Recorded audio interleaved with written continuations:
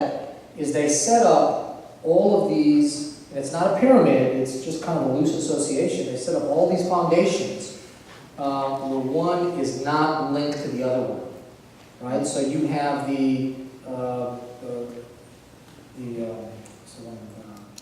one in Texas. They're the one that sponsors all these trips for these kids to go to Turkey on the Turkish Olympics, and Gulen's name appears nowhere in their organization. And he is able to control without being linked to any of them. But they will deny that they have an affiliation to the Gulen movement, which is absolutely absurd. It's absolutely absurd. All right, so,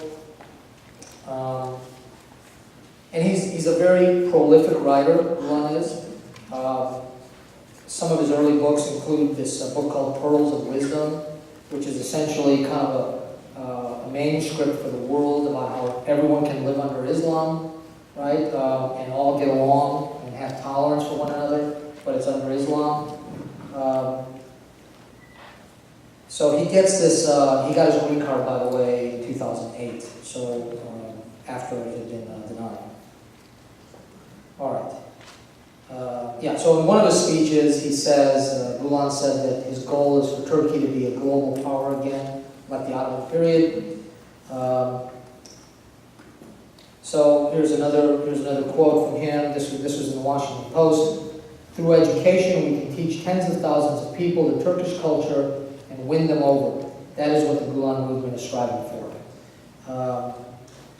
The Turkish foreign minister was quoted as saying that the schools abroad are playing an important representative role. The Turkish government will do everything to support them. These schools are important institutions as they help spread the Turkish culture abroad. All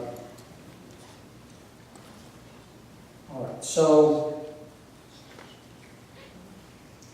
if they get to their goal of 600 schools, right, that means they will have 120,000 kids at any one time enrolled in these schools who will be eligible for trips to Turkey, pick up some Turkish along the way.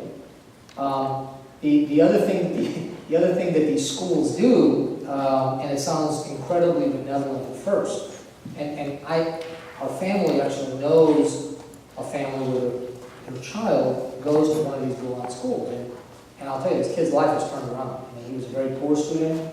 He's rocketing north right now. But one of the reasons is because the principal actually came to the kid's house because he missed a couple of days of school, right?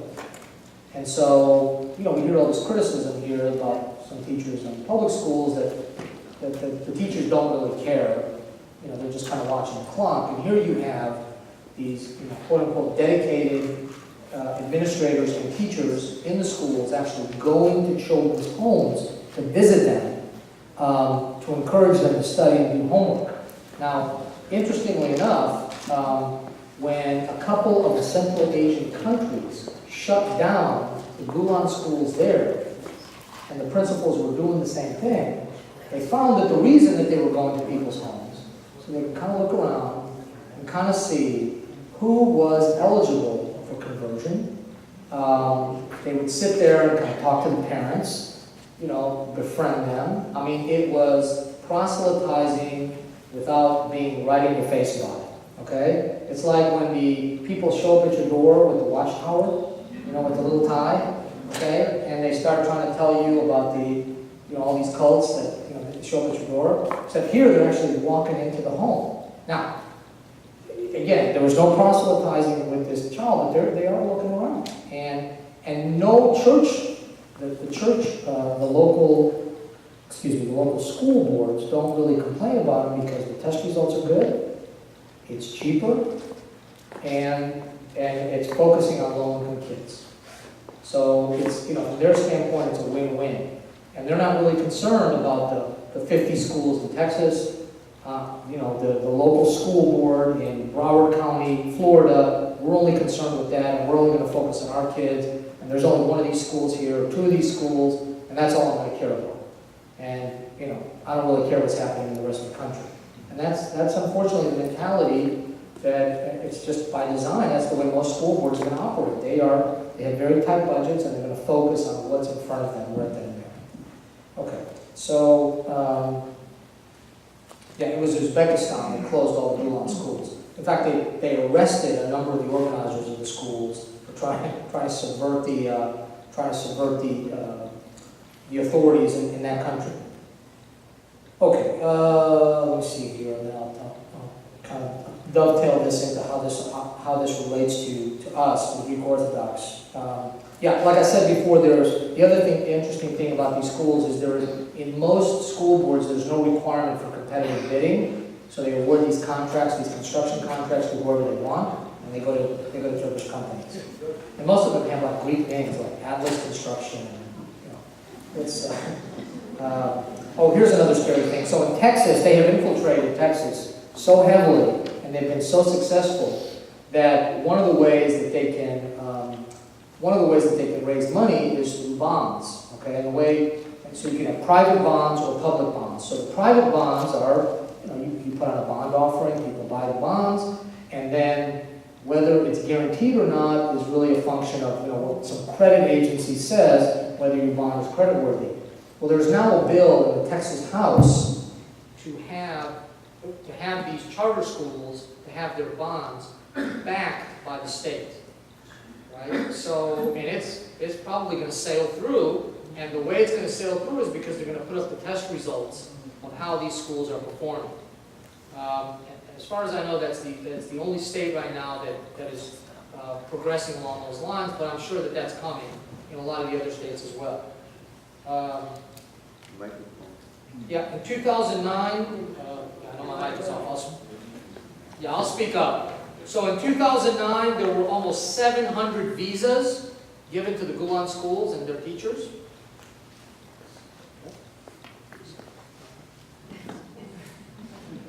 Okay.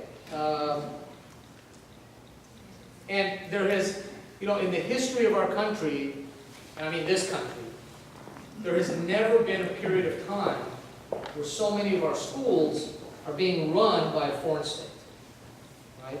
That's just never happened before. I mean, maybe I guess before the War of Independence, British schools, I guess. But other than that, this is really an alarming trend.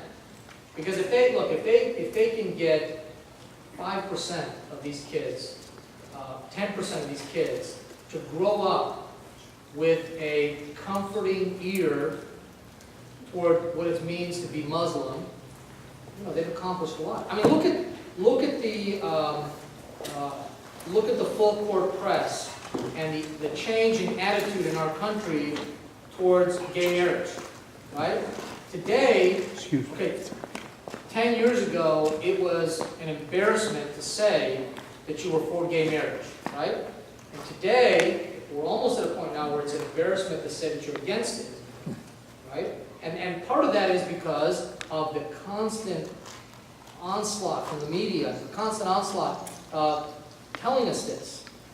This is much more powerful because we're getting kids from the age of 5 or 6 years old to be very sympathetic to Turkish causes. So, when we have 2,500 Greeks, and that's how many we have in Constantinople today, and our ecumenical patriarch is literally dying on the vine because they passed laws that it's illegal to fix up the structure where the patriarch is, right? Who is going to care about that?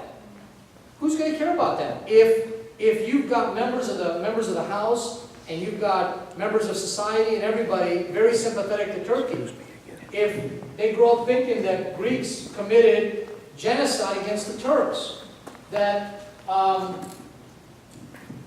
Greeks under Ottoman rule were free to observe their faith, maintain their language and cultural identity. In other words, you had it good under us. What are you complaining about? You had it real good under us. And some of the stuff on this website is unbelievable. And the fact that congressmen would lend their name to this is absolutely shocking. I mean, the stuff they say about the Armenians is even worse. And take a second, and when you get back, take a second and go through it. All right, so here are some of the foundations, by the way. I told you they got benevolent names. These are the ones in Florida. The Coral Springs Foundation, the Atlantic Foundation, the Fellowship Isles Foundation, the Magnolia Foundation, the Nile Foundation, the Orlando Culture and Dialogue Center, the Sirius Foundation, the Tallahassee Tolerance and Dialogue Group, the Anatolia Cultural Center, and there's many, many, many more. I mean,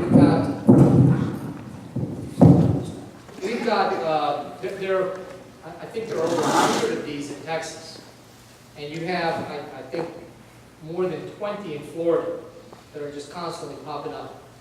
And there aren't that many of them. I mean, there are not that many Turks in the United States. That's the interesting thing. Okay, so what do we do? That's really the big issue, right? What do we do about this?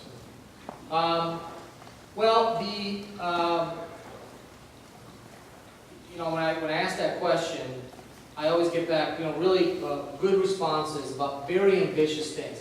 And the reality is, if you make the task too ambitious, then you're going to fail, right? And it seems to me we need to do two things. And if we could do these two things, we would go a long way, because I don't care how many billions of dollars that they have, how many lobbyists they're going to buy. The one thing that we have that they do not is the truth. Okay? I mean, that is the thing that we can beat them down on 10 times out of 10. But the only way that the truth matters is people need to know about it. So the number one thing that we have to do, the most important thing that we have to do, is we have to start telling people about this. Right? And we need to spend a little bit of time learning a little bit more about it. I could speak on this, and normally this thing can go for a couple of hours, because the cross relationship between all these foundations is staggering. It is just staggering how, it looks like a spider web almost, in terms of how forceful they are and how much they're trying to penetrate us here in the United States. But you need to tell your neighbors. And more importantly, you need to tell other Greek Orthodox people. Okay, so when you hear things like, who cares about the patriarchate, I just care about my parish. We need to stand together. We are one church, right? When we recite the Trinity, it's, I believe, in one Holy Catholic and Apostolic Church. And we all need to stay together and speak out against this. I will tell you that there are pockets of school boards across the country that have shut down some of these schools. Okay? Now, the problem is they're growing faster than they're closing. So their numbers are ever expanding. But here's the second thing that we need to do. Okay? And look, I'm not a member of your parish. You have a very delightful parish. But we absolutely need to give more to our churches. Okay? Each of us. We need if you're pledging $500 or $600 a year, man, that is just not going to cut it. That is not going to cut it. There's no way that we can have the resources to have the programs to steep our kids in the faith and to steep our kids in the truth if the church is wondering whether we're going to keep our lights on. Right? The one thing about these dualists, when they come over here, okay, whether they do it willingly or reluctantly, man, they give back. They give back at least 10% of their income for the greater cause. Okay? And these are Muslims that we're talking about. And we're still putting $1 in the tray. Right? And I truly believe that that's the answer. Number one, talk to other Greek Orthodox. And number two, we all at every parish, we all need to bump up how much we give. Because the more robust the church is, and the more robust and the more priests we can have, the more programs we can have, right? Your kids are not going to get sucked into that if that happens. But if we're operating on a shoestring, we're going to lose this. And we really are. And we have just ourselves to blame. So anyway, I'll open it up for questions. Like I said, I could go for a while on this. It is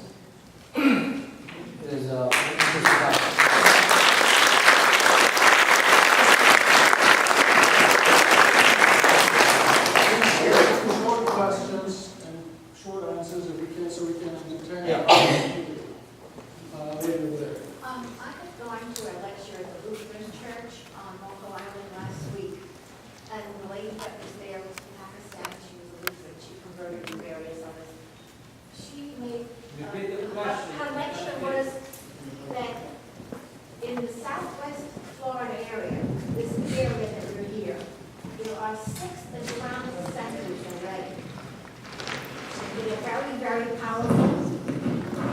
And the other thing that she said, Dearborn, Michigan is Islamic. And she says, the next city that's going to be like that is Orlando, Florida. Okay? My question to you is, you said that these schools, the Harmony schools, Well, that's what they're called. That's what they're called in Texas. okay, In but you Florida, said you said they don't say they're connected. But then how do you find that in the documents, in the legal papers? so the way that you find that is these children